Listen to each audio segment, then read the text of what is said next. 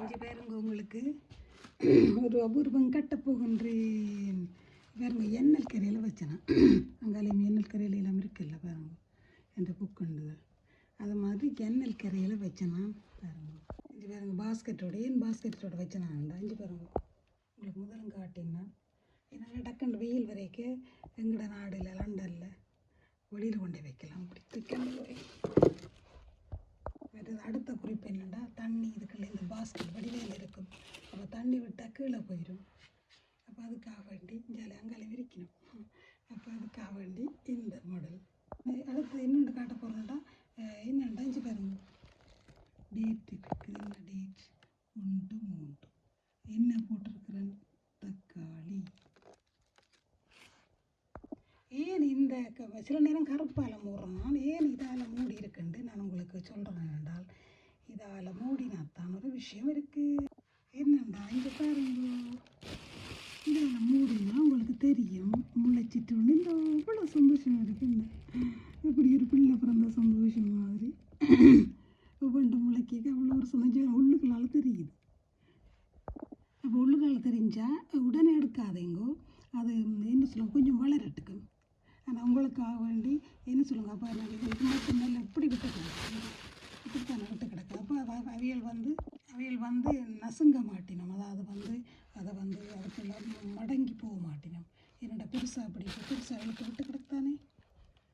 லண்டனில் சிலது முளைக்காது, சில பேருக்கு முளைக்கிற இல்லை மண்ணுகளும் விஷயம் இருக்குது.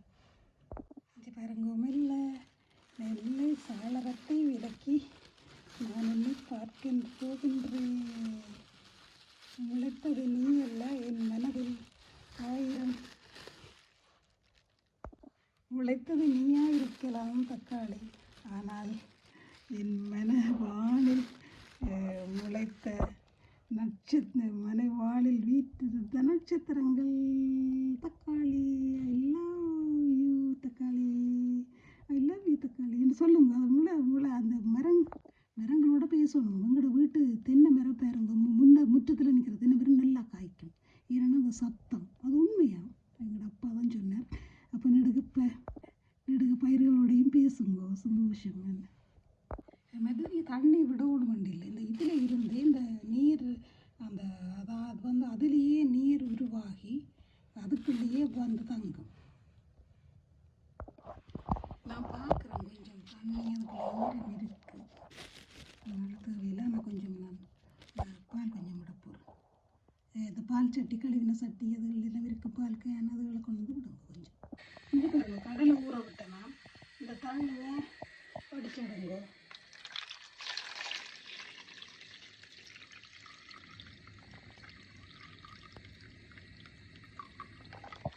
வடிச்செடுத்துட்டு இது அப்படியே மூடி விடுங்க. முளைப்பேர். இப்போ இந்த தண்ணியை நீங்கள் ரசம் வைக்கலாம், அல்லது நீங்கள் என்ன செய்யலாம், சும்மாவும் குடிக்கலாம். 2 மிளகை போட்டுட்டு. நான் இந்த மல்லிக்கிண்டைக்கு கொஞ்சம் சத்து வேணும் தானே, இந்த மல்லிகை கொஞ்சம் ஊற்ற போகிறேன். அதோட நான் இந்த தக்காளிக்கும் ஊற்ற போகிறேன்.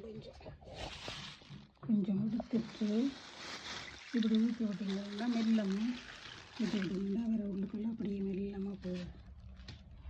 சரி, இங்கே பாருங்க, இது மேலே ஊற்றி இதெல்லாம் ஒரு டெக்னிக். ஊற்றி விட்டால் மெல்லமாக வைக்கலாம், அழகாக போகுது.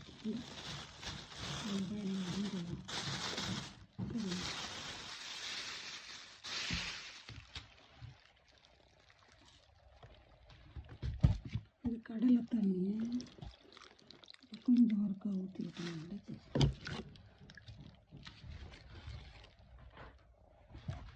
ஓகே.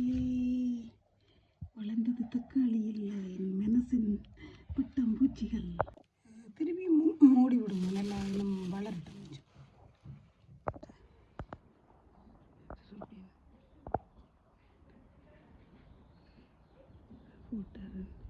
இங்கே பாருங்க, மெட்டாக்களை எல்லாம் விரிக்கணும்.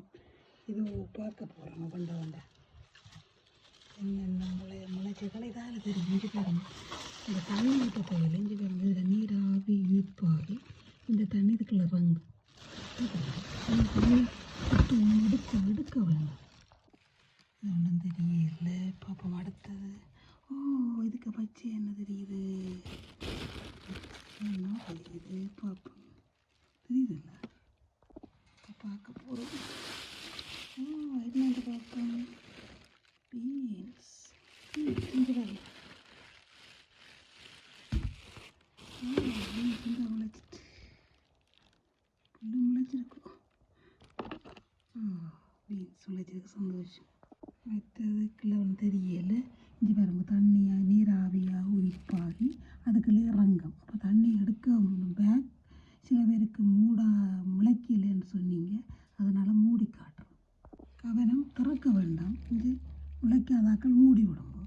சில பேர் என்னோட கேட்டபடியாக திருப்பி அதை மூடி காட்டினு தண்ணி அதுக்குள்ளே இறங்கும்.